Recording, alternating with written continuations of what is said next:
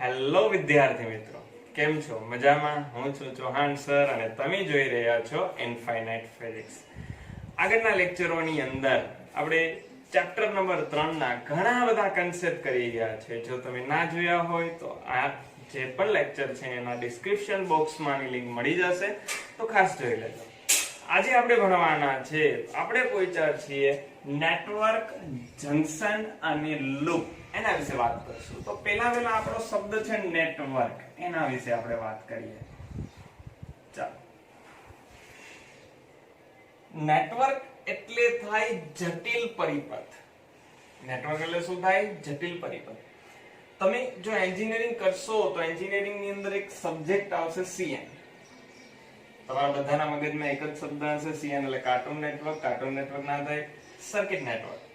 આ circuit network છે, એની અંદર આવા પરિપથોની વાત આવે. તો નેટવર્ક એટલે શું થાય? જેની અંદર ઘણા બધા અવરોધો, ઘણા બધા ઇન્ડક્ટરો, ઇન્ડક્ટર આપણે આગળ ભણવામાં આવશે, ઘણા બધા કેપેસિટરો, કેપેસિટર આપણે ભણી ગયા, ઘણા બધા કેપેસિટરો હોય, આને તમે નામ આપી શકો નેટવર્ક. નેટવર્ક એટલે ખૂબ જ જટિલ પરિપથ, જેને તમે શ્રેણી સમાંતરથી સોલ્વ કરી શકતા નથી અને ખાલી ઓહમના નિયમની મદદથી પણ સોલ્વ ના થાય. એને સોલ્વ કરવા માટે આપણે જરૂર પડશે કિર્ચોફના નિયમો. તો ખાલી એટલું યાદ રાખવાનું છે નેટવર્કની અંદર. નેટવર્ક એટલે શું થાય? જેની અંદર ઘણા બધા અવરોધો હોય, ઘણા બધા કેપેસિટરો હોય, ઘણા બધા ઇન્ડક્ટરો હોય, ઘણા બધા વિદ્યુત કોષો હોય, એનાથી જે જટિલ રચના બનશે એને શું કહેવાય? નેટવર્ક. ચાલો હવે આપણે વાત કરીએ આગળ જંકશનની. પેલો આપણે શબ્દ સમજ્યા નેટવર્ક, સેકન્ડ શબ્દ સમજશું જંકશન. જંકશન એટલે શું થાય? તો નેટવર્કનો એવો ભાગ, નેટવર્કના જે બિંદુ આગળ બે કરતા વધારે વાહકો ભેગા થાય, વધારે વાહકો ભેગા થાય, તેને શું કહેવામાં આવે છે? જંકશન. જંકશન શબ્દ ના વાપરવો હોય તો હજી એક પોઈન્ટ છે બ્રાન્ચ પોઈન્ટ. બ્રાન્ચ પોઈન્ટ કહે છે. ક્લિયર? શું ફરીથી આપણે વાત કરી દઈએ જંકશન એટલે શું થાય ભાઈ? જંકશન એટલે થાય નેટવર્કના જે બિંદુ આગળ બે કરતા વધારે વાહકો ભેગા થાય તેને જંકશન અથવા બ્રાન્ચ પોઈન્ટ કહેવાય. આપણે રેલવે માટે ખબર છે, રેલવે માટે જંકશન હોય તો જંકશન આગળ ઘણી બધી ટ્રેનો આવતી હોય. સેમ અહીંયા ઘણા બધા વાહકો ભેગા થતા હોય, બે કરતા વધારે, એને જંકશન કહેવાય. ચાલો, તમે એક આકૃતિ અહીંયા સરસ મજાની દોરી છે, જેમાં 3 અવરોધો છે, 2 વિદ્યુત કોષો છે, ABCDEF એવું નામ આપ્યું છે. ચાલો મને કહો, આમાં જંકશન કયું થયું? જ્યાં બે કરતા વધારે વાહકો ભેગા થાય. જુઓ છે અહીંયા C આગળ બે કરતા વધારે વાહકો ભેગા થાય છે. કેટલા થાય છે? 3. F આગળ 3. તો આ બંને જંકશન છે. ચાલો મને કહો તો A છે? નથી, કેમ કે ન્યા કેટલા છે? 2. B છે? નથી, 2 છે. DE આ પણ જંકશન નથી. તો જંકશન એટલે બે કરતા વધારે વાહકો ભેગા થાય, એને જંકશન કહેવાય. ચાલો, ત્રીજો આપણો શબ્દ છે લૂપ. નેટવર્ક પરિપથમાં, નેટવર્ક પરિપથમાં બનતા બંધગાળાને લૂપ કહે છે. સાવ સિમ્પલ. નેટવર્ક પરિપથમાં જ્યાં પણ બંધગાળો બને એને તમે નામ આપી શકો છો લૂપ. તો અહીંયા કેટલી લૂપ છે એની વાત કરું. એક જો A B C F A loop જ્યાંથી સ્ટાર્ટ થાય ત્યાં પૂરી થાય, આને બંધગાળો કહેવાય. A થી B, B થી C, C થી F, F થી A. ઘણા લોકો અહીંયાથી બનાવે B C F A B. આ બે એક જ થઈ, આ અલગ અલગ નથી. આ પેલી લૂપ. બીજી લૂપ હું આવી બનાવી શકું C D E F C. તમે અહીંયાથી સ્ટાર્ટ કરવું હોય કરી શકો, અહીંયાથી સ્ટાર્ટ કરવું હોય તો કરી શકો. આપણી લૂપ થયા. ચાલો હજી એક મોટી લૂપ આખી. તો આખી લૂપને આમ નામ આપીએ A B C D. આખી આ A B C D E F A ત્યાંથી સ્ટાર્ટ થઈ ત્યાં જ પૂરી થવી જોઈએ. તો આ વિદ્યાર્થી મિત્રો આપણે થઈ ગઈ લૂપ. હવે નેક્સ્ટ ક્વેશ્ચન આપણે ભણશું. નેક્સ્ટ ક્વેશ્ચન ની અંદર આપણે વાત કરશું કિર્ચોફના નિયમોની. સરસ મજાનો ક્વેશ્ચન છે કિર્ચોફના નિયમો. બે નિયમો છે, પહેલા પ્રથમ નિયમ ભણશું, પછી બીજો નિયમ. કિર્ચોફનો નિયમ આપણા માટે ઇમ્પોર્ટન્ટ છે અને આઈએમપી ક્વેશ્ચન છે, મોસ્ટ આઈએમપી ક્વેશ્ચન છે, કેમ કે કિર્ચોફના નિયમની મદદથી તમે નેટવર્ક પરિપથને સહેલાઈથી સોલ્વ કરી શકો છો. એટલા માટે અગત્યનો ક્વેશ્ચન છે. તો પહેલા આપણે ભણશું પ્રથમ નિયમ. પ્રથમ નિયમ આવો છે, નેટવર્કના કોઈ પણ જંક્શન આગળ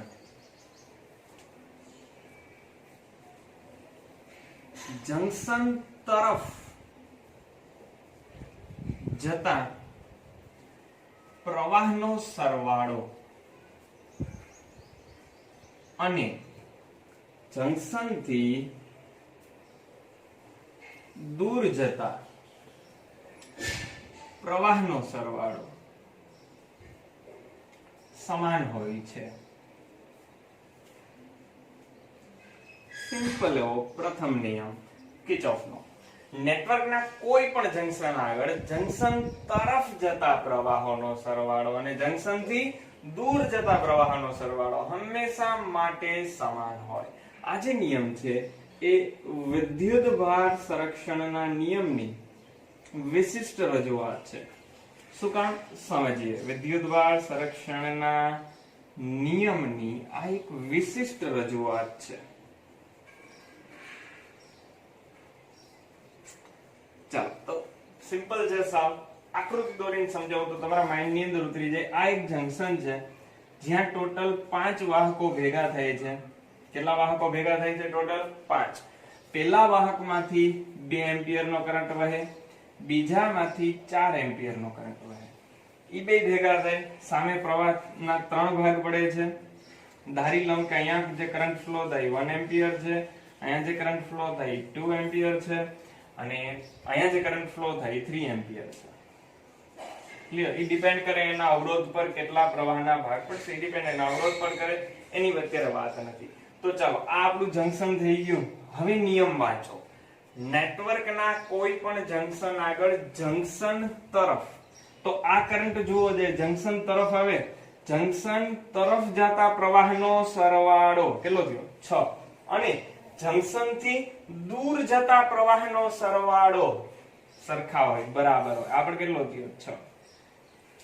ટૂંકમાં કહેવાનો અર્થ શું થઈ ગયો? અહીંયા 6 એમ્પિયર જેટલો પ્રવાહ તમે આપો તો સામેથી પણ કેટલો નીકળશે? 6 એમ્પિયર. અથવા તેમ પણ કહી શકું, જેટલો વિદ્યુતભાર અંદર જશે, ફરીથી જેટલો વિદ્યુતભાર અંદર જશે એટલો જ વિદ્યુતભાર અહીંયા શું થશે? બહાર નીકળશે. તો હું કહી શકું વિદ્યુતભાર સંરક્ષણના નિયમની આ શું છે? એક વિશિષ્ટ રજૂઆત છે. ચાલો આ પ્રથમ નિયમ પૂરો. સાવ સિમ્પલ છે. આની મદદથી તમે ઘણા બધા આવા ક્વેશ્ચન સોલ્વ કરી શકો. દાખલા તરીકે જે એક ઉદાહરણ તમને આપી દઉં તો માઇન્ડમાં ઉતરી જાય. 5 એમ્પિયર નો કરંટ વહે છે. ચાલો 3 ભાગ પાડીએ એના. આ જંક્શન છે, અહીંયા જાય છે 2 એમ્પિયર, અહીંયા જાય છે 2 એમ્પિયર. ઘણી બધી વખત પૂછે કે અહીંયા ફ્લો કેટલો થાય કરંટનો? કેટલો થાય? કેટલો અંદર જાય? 5. બહાર કેટલો નીકળવો જોઈએ? 5 જ. તો 4 નીકળી ગયો, હજી એક નીકળશે. તો આન્સર શું આવ્યો? 1 એમ્પિયર. ચાલો તો સાવ સિમ્પલ એવો કિર્ચોફનો પ્રથમ નિયમ છે. હવે આપણે ભણશું કિર્ચોફનો બીજો નિયમ. કિર્ચોફનો બીજો નિયમ એ વિદ્યુત પ્રવાહ અને વિદ્યુત સ્થિતિમાન વચ્ચેની એ વાત કરે છે. ચાલો એના વિશે આપણે વાત કરશું. કિર્ચોફનો બીજો નિયમ. તો પહેલા તો આપણે નિયમ લખીએ, એ નિયમ લખીને પછી સમજીએ. ચાલો અવરોધો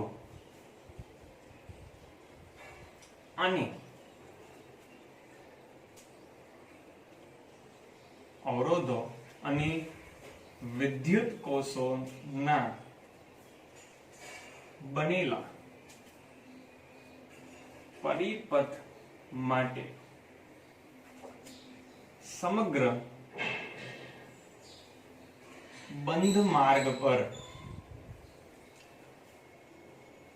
વિદ્યુત સ્થિતિમાનના તફાવતના વિદ્યુત સ્થિતિમાનના ફેરફારનો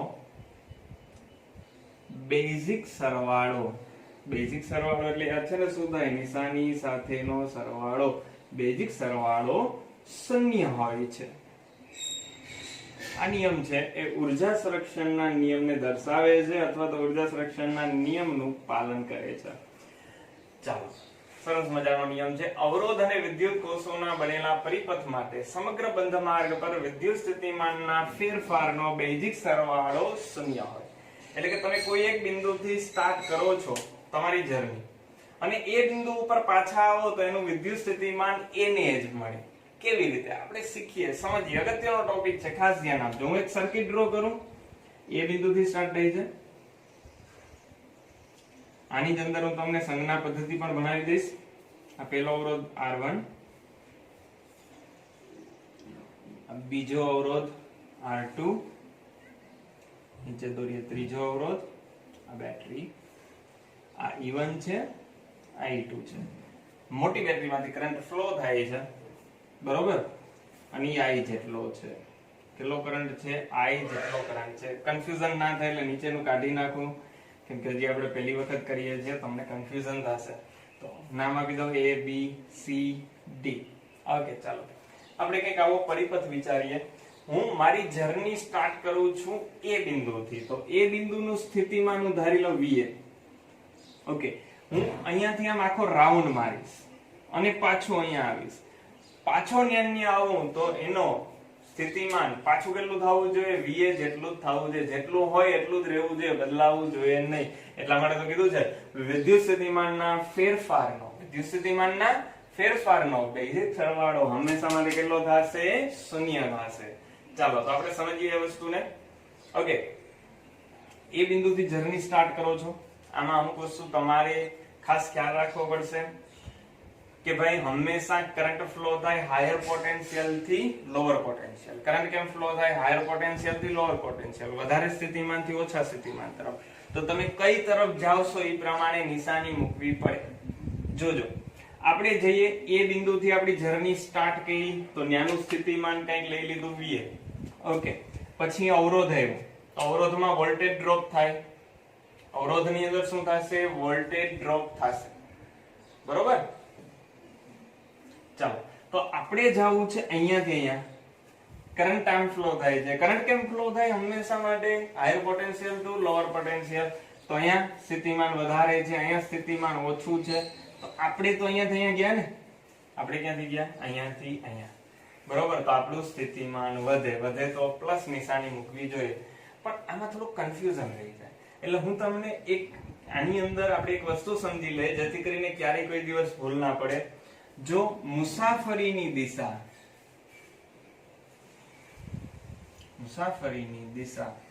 અને પ્રવાહની દિશા સમાન હોય તો અહીંયા જે સંજ્ઞા લેવાની થાય, બેયની દિશા સરખી હોય તો માઈનસ, અને વિરુદ્ધ હોય તો મુસાફરીની દિશા અને પ્રવાહની દિશા પરસ્પર વિરુદ્ધ હોય તો કેવી નિશાની? પ્લસ. તો જુઓ, આપણી જર્ની કેમ લખવાની છે? આપણે જવું છે A થી B, B થી C, C થી D, D થી A. તો હું જઈશ પેલા A થી B. તો મુસાફરીની દિશા A થી B, મુસાફરીની દિશા A થી B. પ્રવાહ કેમ આવે? અવરોધમાં, વિરુદ્ધ દિશામાં. ચાલો, મુસાફરીની દિશા અને પ્રવાહની દિશા સમાન હોય તો માઈનસ, પણ અહીંયા કેવી છે? વિરુદ્ધ એટલે પ્લસ. અને આમ સમજો તોય થઈ જાય. જો અહીંયા હાયર પોટેન્શિયલ, અહીંયા લોઅર પોટેન્શિયલ, તો આપણે જઈએ lower potential to higher potential. તો ઇન્ક્રીઝ થયું ને પોટેન્શિયલ, વિદ્યુત સ્થિતિમાન વધ્યું એટલે પ્લસ આવે. ચાલો, પણ એવી રીતે આપણે યાદ નથી રાખવું, આપણે આમ યાદ રાખશું. ખાસ બધાને યાદ રહેવું જોઈએ, મુસાફરીની દિશા અને પ્રવાહની દિશા સમાન હોય તો માઈનસ, વિરુદ્ધ હોય તો પ્લસ. અહીંયા કેવી હતી? વિરુદ્ધ. તો અહીંયા પ્લસ, વોલ્ટેજ ડ્રોપ લખાવો I R1. જોજો, આ પણ વિદ્યુત સ્થિતિમાન છે, આ પણ વિદ્યુત સ્થિતિમાન છે, તો જ સરવાળો થાય, નહીંતર સરવાળો થાય નહીં. ઓકે, ચાલો હવે શું આવ્યું? બેટરી. બેટરીમાં તમે જુઓ, આ ધન છેડો, આ ઋણ છેડો. ક્લિયર? તો આપણે અહીંયાથી અહીંયા જશું તો આપણું પોટેન્શિયલ શું થાય? ઘટે. અથવા તો આપણે યાદ રાખશું, બેટરી માટે પાછળના છેડાની નિશાની લેવી. પાછળના છેડાની નિશાની લેવી. કઈ નિશાની લેવાની? પાછળના છેડાની. પાછળના છેડાની નિશાની કઈ છે? માઈનસ. તો E. બરોબર, એક જ બેટરી છે તો હું ઈ રાખી દઉં. ચાલો હવે બી આગળ પહોંચી ગયા. બી પછી બી થી સી. બી થી સી વચ્ચે કઈ છે નહીં, તો વોલ્ટેજમાં કઈ ચેન્જ થાય નહીં. બી થી સી વચ્ચે કઈ નથી તો એમાં કોઈ ચેન્જ થાય નહીં. ચાલો હવે સી થી ડી. કરંટ કેમ ફ્લો થાય? આઈ જેટલો કરંટ આમ ફ્લો થાય ને, આપણે કેમ જવાનું? સી થી ડી. ડી ની દિશા પરસ્પર વિરુદ્ધ. પરસ્પર વિરુદ્ધ આવે તો નિશાની થાય પ્લસ. શું થાય? Plus I R two. Clear? પાછા ડી આગળ આવી ગયા. ડી થી એ વચ્ચે કઈ છે નથી તો પાછા એ બિંદુ આગળ હતા ને આપણે આવી ગયા. એટલે સ્થિતિમાન એટલું ને એટલું રે, બદલે નહીં. જે બિંદુથી જર્ની સ્ટાર્ટ કરો એ બિંદુએ પાછા આવો તો સ્થિતિમાન એટલું ને એટલું, જો એટલે ઇક્વલ ટુ વીએ લખી નાખ્યું. બરોબર, સ્થિતિમાન એટલું ને એટલું રહે છે. એટલા માટે તો એના ફેરફારનો બેઝિક સરવાળો તમે લ્યો. આ ફેરફાર પહેલા વીએ પછી વીએ, એનો ફેરફાર કેટલો થઈ ગયો? 0. એટલે એનો આ બધાનો બેઝિક સરવાળો લ્યો તો આન્સર કેટલો આવે છે? 0. અને આ જ શું છે? કિર્ચોફનો બીજો નિયમ છે. અને આ નિયમ શું દર્શાવે? અહીંયા હતા ન્યા પાછા આવ્યા તો સ્થિતિમાન એટલું ને એટલું રહ્યું. એનો અર્થ એવો થઈ ગયો એની ઉર્જા એટલી ને એટલી રહી. તો આ નિયમ શું દર્શાવે છે? ઉર્જા સંરક્ષણનો નિયમ દર્શાવે છે. આ હજી એક વખત આપણે ભણશું, બરોબર, જેથી કરીને તમારા માઇન્ડ ની અંદર આ દરેક વસ્તુ છે એ ક્લિયર થઈ જાય. તો અહીંયા આપણો કિર્ચોફનો બીજો નિયમ છે એ કમ્પ્લીટ થઈ ગયો. ચાલો હવે નેક્સ્ટ ક્વેશ્ચન આપણે ભણશું. ચલો, વિદ્યુત ભારના સંરક્ષણનો નિયમ પહેલા ચેપ્ટરમાં આવી ગયો છે. શું છે નિયમ? વિદ્યુતની દ્રષ્ટિએ અલગ કરેલા તંત્રમાં કોઈ પણ પ્રક્રિયા કરવામાં આવે તો વિદ્યુત ભારનો બેઝિક સરવાળો કેવો રહે છે? અચળ રહે. પહેલા ચેપ્ટરમાં ઘણા બધા ઉદાહરણ લીધા. દાખલા તરીકે કાચનો સળિયો, રેશમનું કાપડ એકબીજા સાથે ઘસવામાં આવે. એક ધારી લો કે કાચના સળિયામાંથી 4 ઇલેક્ટ્રોન રેશમના કાપડમાં ગયા તો કાચનો સળિયો ધન વિદ્યુત ભારિત બને. જેટલો કાચનો સળિયો ધન વિદ્યુત ભારિત બને એટલું જ રેશમનું કાપડ ઋણ વિદ્યુત ભારિત બને. બરોબર, અને બેનો સરવાળો કરો તો પરિણામી ચાર્જ 0. બરોબર, તો કહેવાનો અર્થ શું હતો કે પહેલા જ્યારે બંને તટસ્થ હતા ત્યારે વિદ્યુત ભાર 0 હતો. પછી વિદ્યુત ભારિત થયા પણ બેઝિક સરવાળો કરો તો પાછો આન્સર 0. એટલે વિદ્યુત ભારનું હંમેશા સંરક્ષણ થાય. વિદ્યુત ભાર ક્યાંય નાશ પામતો નથી, નવો ઉત્પન્ન થતો નથી. સિમ્પલ એવો નિયમ તમને યાદ જ છે, ખ્યાલ જ છે. તો પ્રશ્ન નંબર 34 આપણો કમ્પ્લીટ. પ્રશ્ન નંબર 35. ચાલો, આપણે એક આવો નેટવર્ક આપેલો છે અને આ નેટવર્કમાં અહીંયા કરંટ ફ્લો કરાવવાનો છે. કેટલો મેળવવાનો છે કરંટ, કે કેટલો અહીંયા કરંટ મળે? ચાલો, તમે વિડિયો પોઝ કરી તમારી રીતે મેળવવાની ટ્રાય કરો, પછી હું તમને સોલ્વ કરાવું. ચાલો, આઈ થિંક તમે સોલ્વ કરી લીધો હશે. ચાલો જુઓ, કેટલા એમ્પિયર કરંટ અંદર જાય? 5 એમ્પિયર. અહીંયાથી કેટલા એમ્પિયર જાય? 2. તો 5 ને 2 કેટલા થઈ ગયા? 7. 7 માંથી 3 એમ્પિયર વયો ગયો. તો આગળ કેટલો કરંટ ગયો? 5 ને 2 7, એમાંથી 3 વયો ગયો, 4 એમ્પિયર કરંટ ફ્લો થાય. હવે 4 એમ્પિયર માંથી 1 એમ્પિયર વયો ગયો તો અહીંયા કેટલો ફ્લો થાય? 3 એમ્પિયર. ચાલો, આ 3 એમ્પિયર, આ 4 એમ્પિયર, 3 ને 4 7. 7 માંથી 6 એમ્પિયર પ્રવાહ વયો ગયો તો અહીંયા કેટલો આવશે આન્સર? 1 એમ્પિયર. ચાલો, તો સિમ્પલ એવો કયા નિયમનો ઉપયોગ કર્યો? અહીંયા કિર્ચોફનો પ્રથમ નિયમ યુઝ કર્યો. હવે આપણે ભણશું કિર્ચોફના બીજા નિયમની અંદર જે સંજ્ઞા પ્રણાલીઓ યુઝ થાય છે એની વાત કરશું. શું થશે આપણો ક્વેશ્ચન? કિર્ચોફના બીજા નિયમની સંજ્ઞા પ્રણાલી. ચાલો, આઈ થિંક પ્રશ્ન નંબર 36. કિર્ચોફના બીજા નિયમની સંજ્ઞા પ્રણાલી. અને આગળ જે આપણે શીખ્યું હતું ફરીથી શીખશું. આપણે કીધું હતું ને, મુસાફરીની દિશામાં જાય, પ્રવાહની દિશા સરખી હોય તો ઋણ નિશાની, બેટરીના પાછળના છેડાની નિશાની. ફરીથી ઉદાહરણ લઈને સમજશું. ઓકે, કિર્ચોફના બીજા નિયમ માટે સંજ્ઞા પ્રણાલીની વાત કરીએ. કિર્ચોફના બીજા નિયમનું મેઇન ઇક્વેશન આવું છે, IR = સિગ્મા E. બરોબર, કિર્ચોફનો બીજો નિયમ છે. ઓલ્ડ સિલેબસ ની અંદર બહુ ડીપમાં આપેલું હતું. અહીંયા ડાયરેક્ટલી આપણે આપી દીધું છે. સાબિત કરવું હોય તો પણ થઈ જાય, પણ અત્યારે એની કોઈ જરૂર નથી. આ એનું સૂત્ર છે, યાદ રાખવાનું છે. સિગ્મા IR એટલે IR એટલે વોલ્ટેજ ડ્રોપ. બધા વોલ્ટેજ ડ્રોપોનો સરવાળો લેવાનો અને આ સાઈડ બધા EMF નો સરવાળો લેવાનો.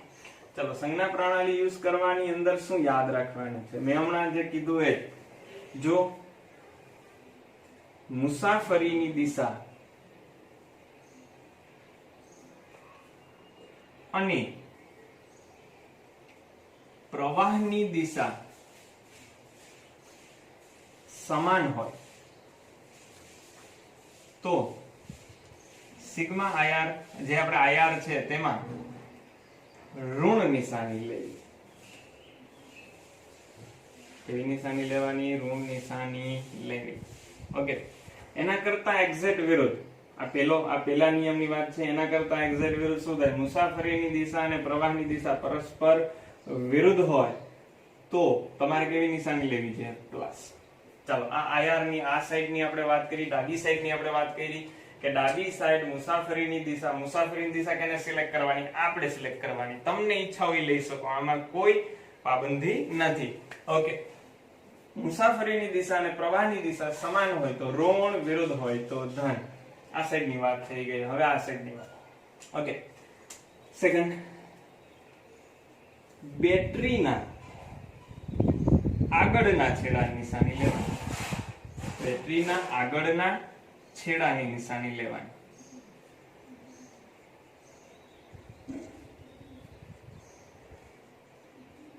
તમે કહેશો સાહેબ ખોટું લખ્યું? ખોટું નથી લખ્યું, સાચું જ લખ્યું છે.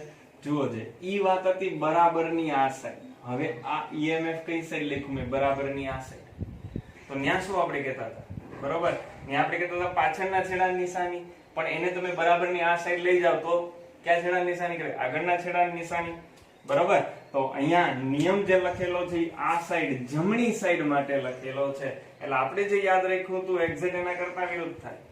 સિમ્પલ સમજાવો. ચાલો, આપણી મુસાફરીની દિશા આમ છે, ક્લિયર? તો આપણે લખતા હોય પાછળના છેડાની નિશાની -E1. બરોબર, હવે આ E1 ને સામે જવા દઈએ તો +E1 થાય કે ના થાય? આ છેડાની નિશાની એવી ને બરાબરની સામેની સાઈડ, કહેવાનો અર્થ જ છે.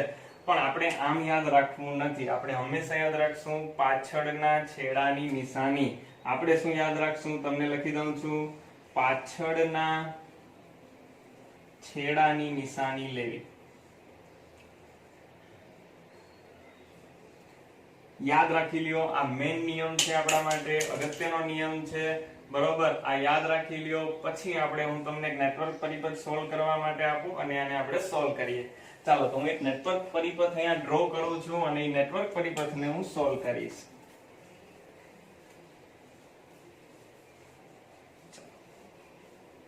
થોડોક અઘરો નેટવર્ક પરિપથ દોરું. હમણાં એક સિમ્પલ એવો નેટવર્ક પરિપથ આપણે સોલ્વ કર્યો છે. ચાલો, એક અવરોધ R1, એની સાથે કનેક્ટ કરી દઉં બેટરી E1, વચ્ચે અવરોધ રાખી દઈએ R2. હવે નીચે ત્રીજો એક અવરોધ R3, એની સાથે હજી એક બેટરી E2. ક્લિયર? ધારી લે એક જ બેટરીમાંથી આ નિયમ આવો છે, જે બેટરી આ બેયના જોડાણ તમે જોજો, સહાયક જોડાણ છે કે વિનાશક જોડાણ છે? વિનાશક જોડાણ છે.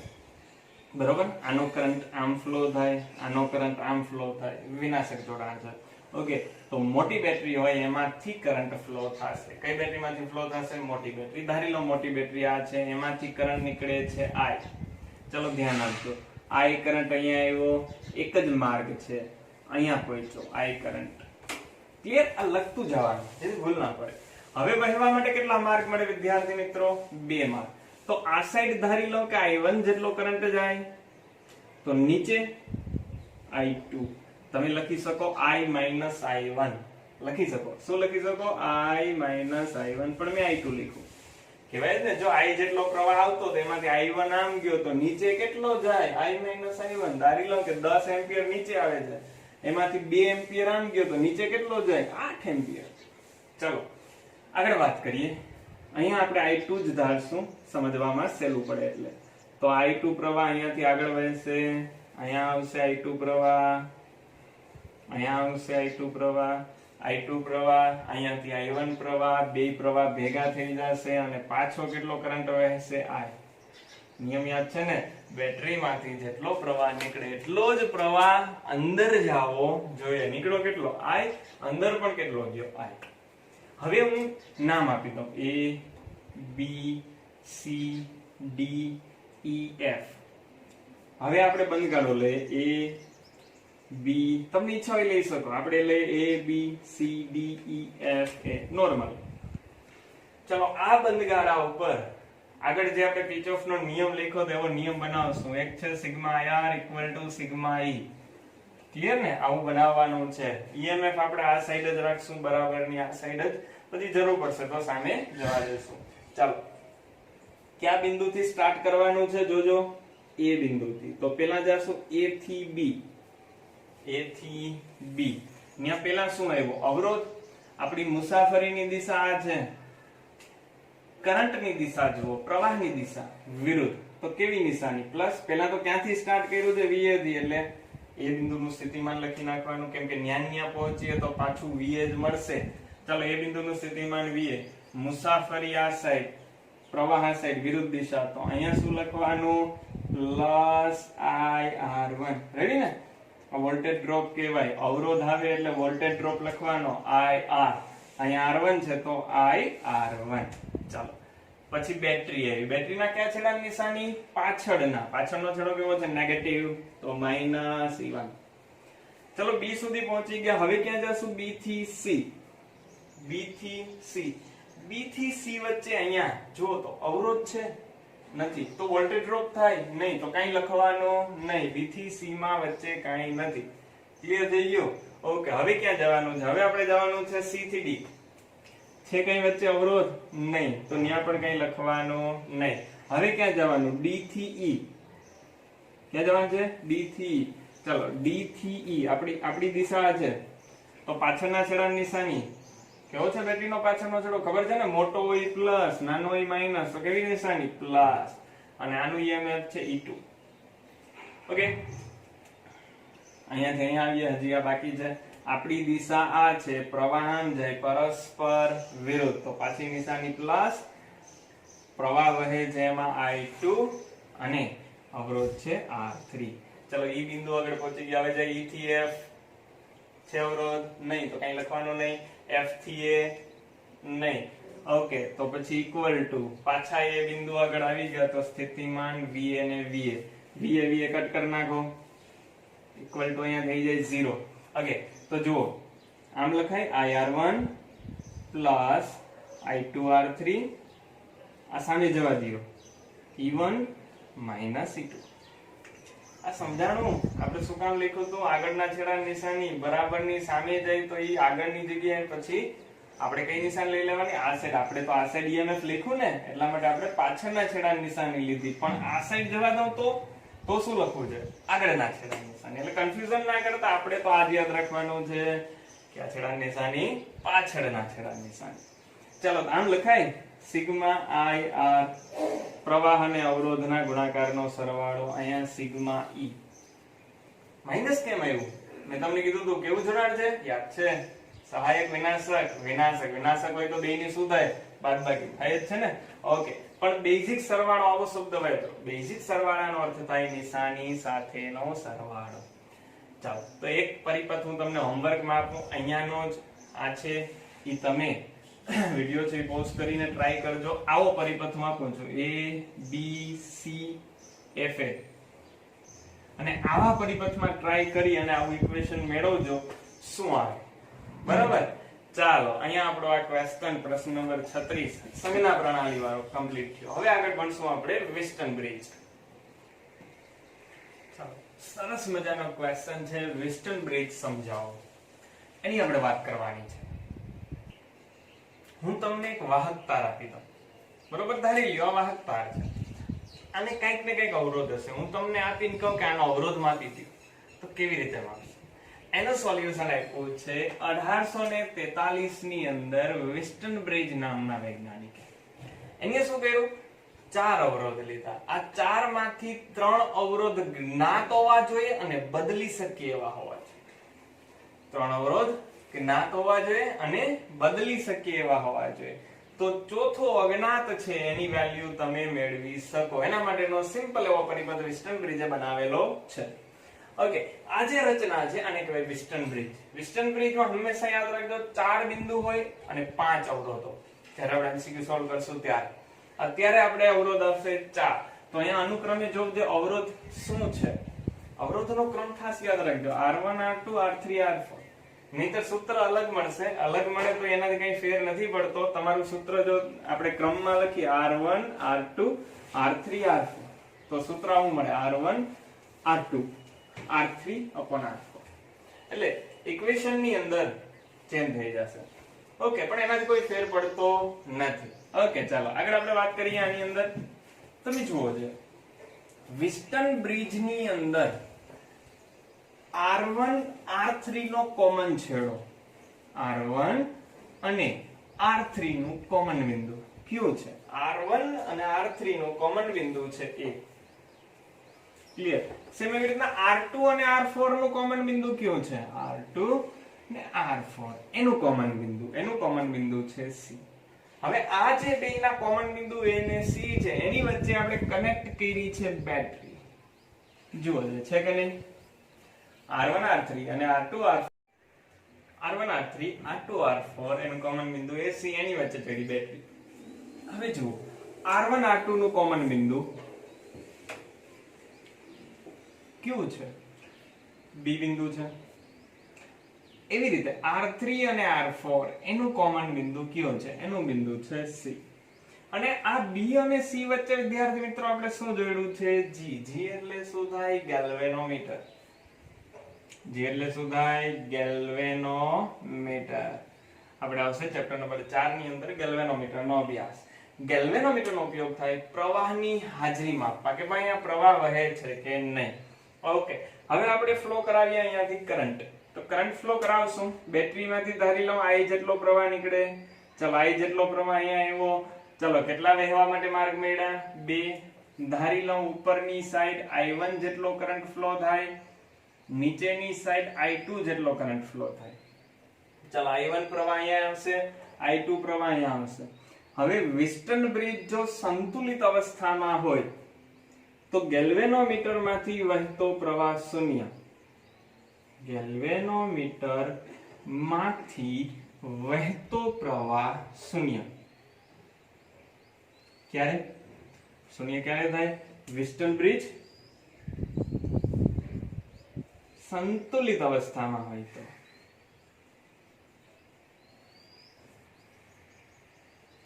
તો પહેલા તો ઈ ભણવું પડે કે વિસ્ટન બ્રિજ સંતુલિત અવસ્થામાં ક્યારે હોય. તો જુઓ મેં આગળ જ તમને વાત કરી કેટલા અવરોધની વાત હોય? 4. 4 માંથી 3 જ્ઞાત હોય અને બદલી શકાય એવા. તો ઈ 3 અવરોધોને બદલાવવાના અનુક્રમે એટલે ક્યારેક તો તમને એવું મળશે કે ગેલ્વેનોમીટરમાં કરંટ જે ફ્લો થાય 0 થાય. અને જો ગેલ્વેનોમીટરમાંથી વહેતો કરંટ ફ્લો 0 થઈ જાય તો તમે એને કહી શકો કે વિસ્ટન બ્રિજ કેવી અવસ્થામાં છે? સંતુલિત અવસ્થામાં છે. તો અત્યારે હું ધારી લઉં વિસ્ટન બ્રિજ સંતુલિત અવસ્થામાં છે. તો I1 પ્રવાહ અહીંયા આવ્યો, અહીંયા તો કોઈ પ્રવાહ જાતો નથી તો આખો I1 પ્રવાહ અહીંયાથી જ વહેશે. I2 અહીંયા જો ઉપર પ્રવાહ જાતો નથી, I0 છે તો બધો I2 પ્રવાહ અહીંયા વહેશે. બરોબર? પાછા I1 I2 ભેગા થઈ ગયા અને પાછો કેટલો કરંટ ફ્લો કરાવશે? I. ચેક કરો I જેટલો કરંટ બહાર નીકળતો I જેટલો જ અંદર આવે છે. ચલો ક્લિયર? જોજો અહીંયાથી પ્રવાહના બે ભાગ પડ્યા, ઉપર I1 નીચે I2. હવે સંતુલિત અવસ્થા હોય તો ગેલ્વેનોમીટરમાં વહેતો પ્રવાહ 0 એટલે I1 આખો આ સાઈડ ગયો, અહીંયાથી I2 જે આવ્યો એ આખો અહીંયા ગયો, બે ભેગા થઈ ગયા અને I જેટલો કરંટ પાછો ફ્લો કરાયો. ક્લિયર? હવે આપણે અહીંયા લેશું બંધગાળા લઈ અને વિસ્ટન બ્રિજ નું ઇક્વેશન તારવશું. વેરી મોસ્ટ આઈએમપી ક્વેશ્ચન છે આપણા માટે. બોર્ડ ની અંદર ઘણી બધી વખત પૂછાઈ ગયો છે અને હજી પૂછાવાની શક્યતા છે. ચાલો હવે આપણે મેળવશું એનું ઇક્વેશન. તો બંધગાળો લઈએ. આપણે બંધગાળો લેશું A B D A. પછી તમારી ઈચ્છાની વાત છે કે બંધગાળો લેવો છે. તમારે બે ગાળા લેવાના છે, એક આ સાઈડ નો એક આ સાઈડ નો. તો વિચારો તો આમ લો તો હાલે A D B A ચાલે, તમારી ઈચ્છાની વાત. પણ અત્યારે આપણે કયો લીધો છે? A B D A. ચાલો આપણે ક્યાં જવાનું છે? પહેલા આમ જોતું જવાનું. પહેલા ક્યાં જવાનું છે? A થી B. A થી B. આપણી દિશા છે A થી B. કરંટ પણ એ દિશામાં ફ્લો થાય. પ્રવાહ છે I1, ન્યાનો અવરોધ છે R1. બેની દિશા સરખી તો -I1 R1. ક્લિયર ને? આપણી દિશા પણ ઈ જ હતી, પ્રવાહ પણ ઈ દિશામાં, તો સ્થિતિમાન ઘટે એટલે -I1R1. ઓકે, હવે આપણે ક્યાં જવાનું છે? B થી D. કોઈ કરંટ ફ્લો થાય નહીં, કોઈ પ્રવાહ નથી વહેતો, તો ન્યા કઈ લખવાનું નહીં, કેમ કે ન્યા કોઈ સ્થિતિમાનનો ફેરફાર થાય નહીં. ઓકે, હવે આપણે ક્યાં જશું? D થી A. ચાલો, તો D થી A જઈએ, આપણે આમ જઈએ, પ્રવાહ આમ આવે, પરસ્પર વિરોધ. વિરોધ હોય તો નિશાની પ્લસ. પ્રવાહ કેટલો છે જો? I2. અવરોધ કેટલો છે? R3. ઓકે, પાછા હતા ને ત્યાં ઇક્વલ ટુ 0. ઘણાને પ્રશ્ન થશે, આગળ તો VA લખતા હતા, અહીંયા પર લખો. VA થી સ્ટાર્ટ કર્યું હતું, પાછું બરાબરની સામેની સાઈડ VA કટ. કટ જ થાય તો શું કામ લખવા? ઓકે, ચલો આને સામે જવા દઉં, તો I1R1 ઇક્વલ ટુ I2R3. સામે જવા દીધા, પણ પેલા આ સ્ટેપ આપણે લખ્યું, I1R1 ઇક્વલ ટુ I2R3. ચાલો હવે બંધ ગાળો હું લઈશ CBDC. ચાલો પેલા આપણે જશું C થી B. આપણી દિશા C થી B છે, પ્રવાહ એની વિરુદ્ધ દિશામાં આવે છે, તો શું થાય? કેવી નિશાની? પ્લસ. ચાલો, કરંટ કેટલો ફ્લો થાય? I1. અવરોધ કેટલો છે? R2. ચાલો હવે આપણે જશું B થી D. કરંટ 0, તો કઈ સ્થિતિમાનનો ફેરફાર થાય નહીં, અને કરંટ ફ્લો નથી થતો, એનો અર્થ એવો થઈ ગયો B અને D નું સ્થિતિમાન કેવું હશે? સરખું. ચલો હવે આપણે ક્યાં જશું? હવે આપણે જશું D થી C. આપણે આ દિશામાં ગયા, પ્રવાહ પણ એ દિશામાં, નિશાની માઈનસ. ચાલો, ન્યાનો પ્રવાહ છે I2, અવરોધ છે R4 ઇક્વલ ટુ 0. ચાલો આને સામે જવા દો, તો I1 R2 equal to I2 R4. Equation number 1, equation number 2. ચાલો ઇક્વેશન નંબર 1 અને 2 નો ગુણોત્તર લેતા, ઇક્વેશન નંબર 1 અને ઇક્વેશન નંબર 2 નો ગુણોત્તર લેતા, ચાલો આ શું થાય? I1 R1 upon I1 R2 equal to શું થાય? I2 R3 upon I2 R4. Cut શું થાય? I1 અહીંયાથી I2, તો આપણે શું મળ્યું? R1 upon R2 equal to R3 upon R4. ચાલો હવે વિચારો, ત્રણ અવરોધ જ્ઞાત હોય, ધારી લો R1 R2 R3 જ્ઞાત છે, તો આ સૂત્ર પરથી તમને કયો અવરોધ મળી જાય? ચોથો. પણ ખાસ યાદ રાખજો, એના માટે વેસ્ટર્ન બ્રિજ કેવી અવસ્થામાં હોવું જોઈએ? સંતુલિત અવસ્થામાં. સંતુલિત અવસ્થામાં હોવાનો શું થાય? એમાંથી વહેતો પ્રવાહ, ગેલ્વેનોમીટરમાંથી વહેતો પ્રવાહ 0. ચાલો, તો આપણો સરસ મજાનો વેસ્ટર્ન બ્રિજ નો અહીંયા કમ્પ્લીટ થઈ ગયો. આજે આપણે અહીંયા સુધી રાખીએ. નેક્સ્ટ લેક્ચર ની અંદર આપણે ભણશું મીટર બ્રિજ અને પોટેન્શિયોમીટર. બે થિયરી આપણે બાકી છે. જો તમને વિડીયો ગમ્યો હોય તો લાઈક કરજો, કમેન્ટ કરજો, શેર કરજો અને સબસ્ક્રાઇબ કરજો. Thank you.